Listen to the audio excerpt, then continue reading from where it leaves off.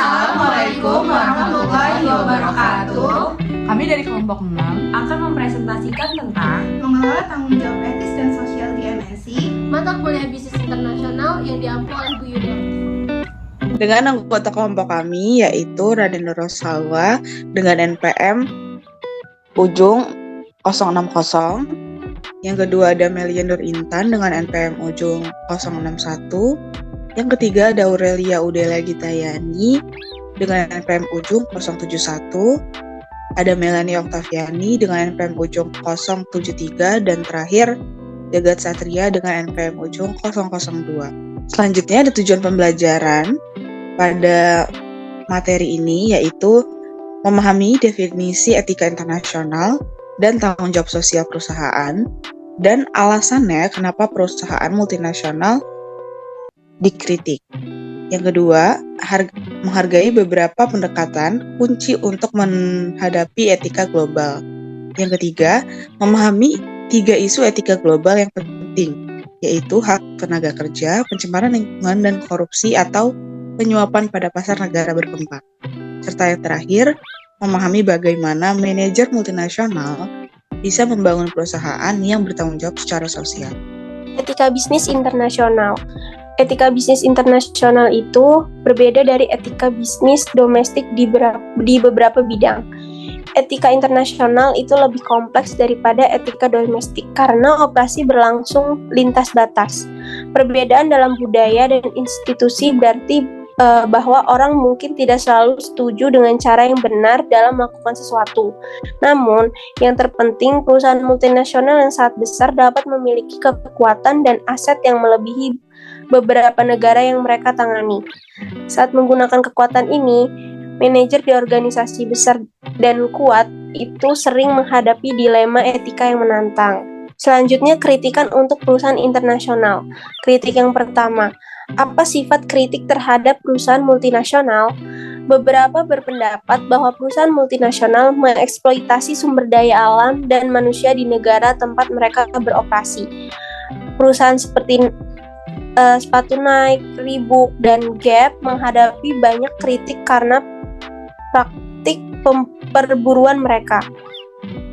Selain itu, karena ukuran dan aset keuangannya, perusahaan multinasional telah dikritik karena menggunakan kekuatan ini untuk mempengaruhi pemerintah agar mendapatkan perlakuan istimewa dari pemerintah. Misalnya, beberapa negara memberikan keringanan pajak yang signifikan untuk mendorong investasi. Kritik yang kedua, apakah kritik ini dibenarkan? Beberapa pengamat berpendapat bahwa perusahaan multinasional memiliki manfaat positif. Misalnya, Meredith dan Hope berpendapat bahwa globalisasi dan perusahaan multinasional ini telah mengangkat sekitar 200 juta orang dari kemiskinan di Cina dan India. Banyak yang berpendapat bahwa ketika perusahaan multinasional terus berinvestasi, standar hidup dapat meningkat dan proporsi orang miskin menurun. Selanjutnya, tanggung jawab sosial atau CSR didefinisikan sebagai tanggung jawab perusahaan multinasional kepada masyarakat di luar menghasilkan keuntungan.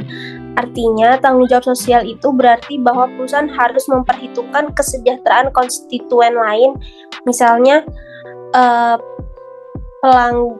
pelayanan pemasok selain pemegang saham. Tanggung jawab sosial. Tanggung jawab sosial perusahaan biasanya berkaitan dengan konsekuensi etis dari kebijakan dan prosedur perusahaan sebagai sebuah organisasi.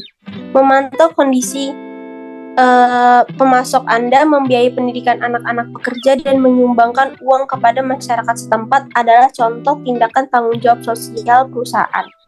Perusahaan multinasional sangat menyadari bahwa pentingnya CSR.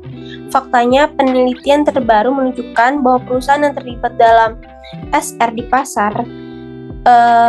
pasar negara berkembang memberi sinyal kepada pemangku kepentingan mereka bahwa mereka dapat menangani kekosongan kelembagaan. Oleh karena itu, hal ini menunjukkan bahwa perusahaan itu di pasar mengirimkan sinyal penting kepada pemangku kepentingan atau stakeholder bahwa mereka memiliki kemampuan yang unggul. Sebelumnya dijelasin dulu kalau perusahaan multinasional itu menghargai pentingnya CSR di pasar tempat mereka beroperasi. Sementara hubungan antara CSR dan kinerja keuangan masih dieksplorasi. Banyak ahli berpendapat bahwa CSR dapat menambah reputasi merek perusahaan manapun. Hal ini sangat penting di pasar negara berkembang di mana perusahaan multinasional mungkin tidak kenal dan CSR dapat membantu meningkatkan legitimasi perusahaan. Selain itu, perusahaan multinasional dapat menggunakan CSR secara strategis untuk memahami dasar piramida konsumen untuk lebih memenuhi dan memahami kebutuhan pelanggan ini sekaligus memberikan kontribusi kepada masyarakat. Oleh karena itu, tidak heran jika banyak perusahaan multinasional yang sekarang melihat CSR sebagai aspek kunci dari strategi mereka. Contohnya, dari industri yang menganggap CSR itu sangat kritis adalah industri farmasi. Perusahaan dalam industri ini seringkali harus menyusun operasinya agar menguntungkan bagi pemegang saham sambil menangani kritik masyarakat bahwa mereka berkontribusi pada biaya perawatan kesehatan yang tinggi. Perusahaan farmasi raksasa multinasional di Denmark yang bernama Novartis itu sering menguji produknya di India. Namun sangat disadari bahwa banyak obat tidak dapat diakses oleh orang India yang lebih miskin di daerah pedesaan. Oleh karena itu, Novartis menerapkan rencana CSR yang mencakup pengembangan jaringan distributor lokal untuk menyediakan obat generik bagi masyarakat di pedesaan. Jaringan ini bekerja sama dengan LSM, dokter, dan rumah sakit, serta menyelenggarakan camp kesehatan. Isu etika global utama. Perusahaan multinasional menghadapi banyak masalah etika mulai dari diskriminasi rasial hingga polusi udara, hingga juga penyuapan. Pada presentasi ini, saya akan membacakan tentang 3 masalah etika global terpenting yang dihadapi manajer pada perusahaan multinasional.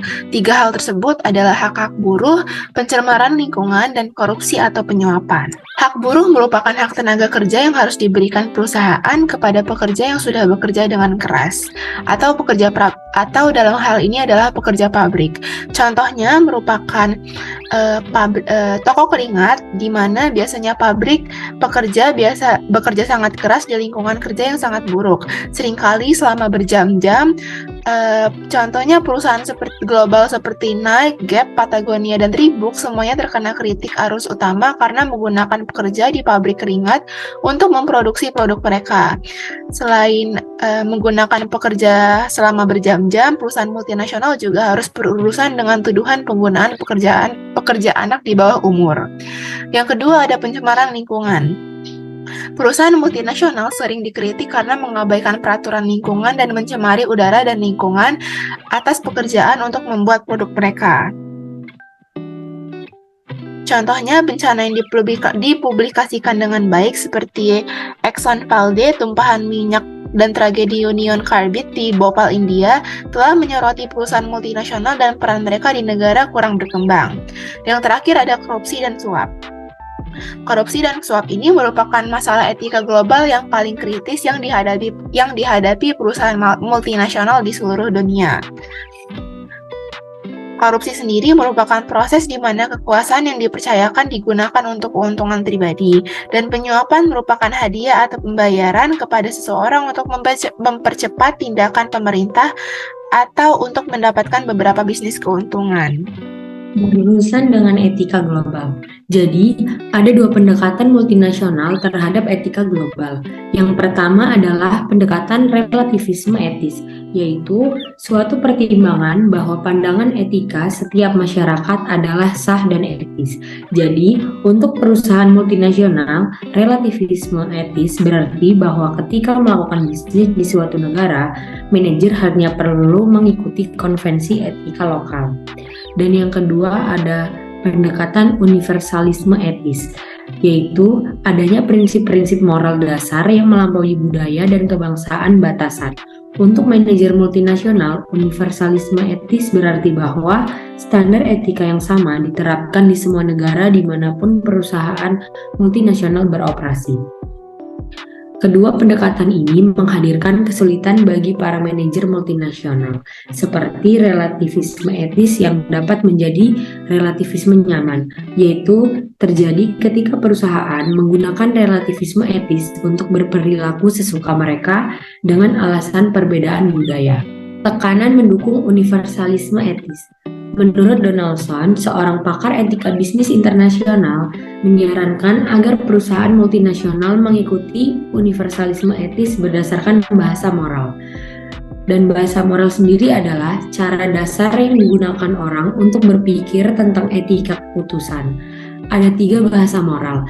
Yang pertama adalah menghindari bahaya, yaitu perusahaan multinasional harus menghindari hal-hal merugikan bagi pemangku kepentingannya. Yang kedua, hak atau kewajiban, yaitu perusahaan multinasional memiliki beberapa tugas yang harus dipenuhi.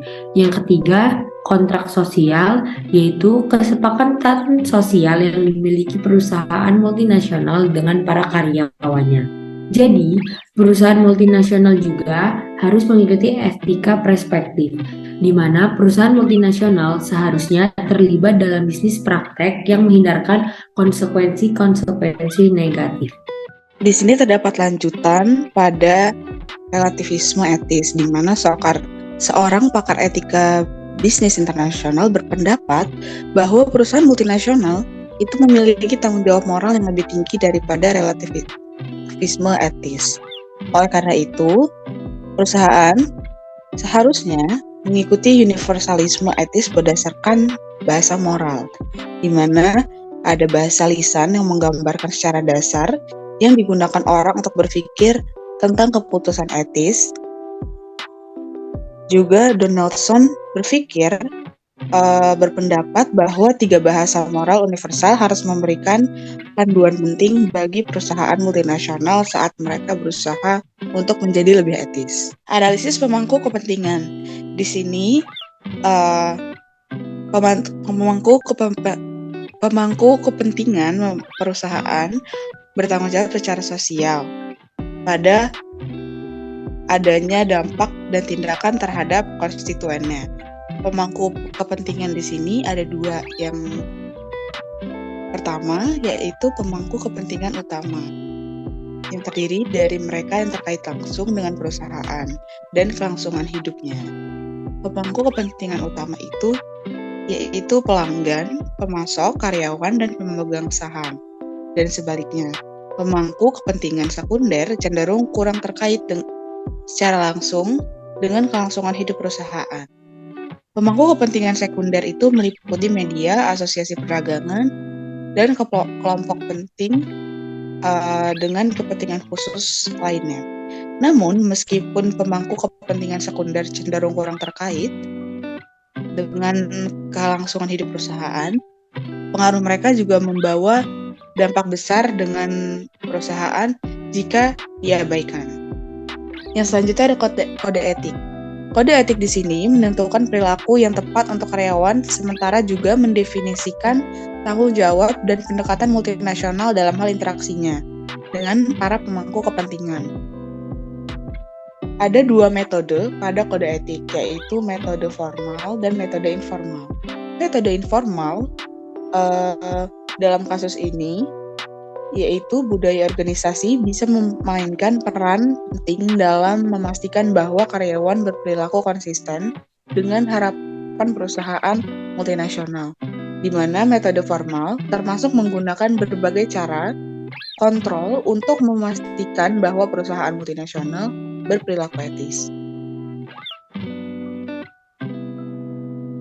Sekian presentasi yang dapat kami sampaikan. Terima kasih. Wassalamualaikum warahmatullahi wabarakatuh.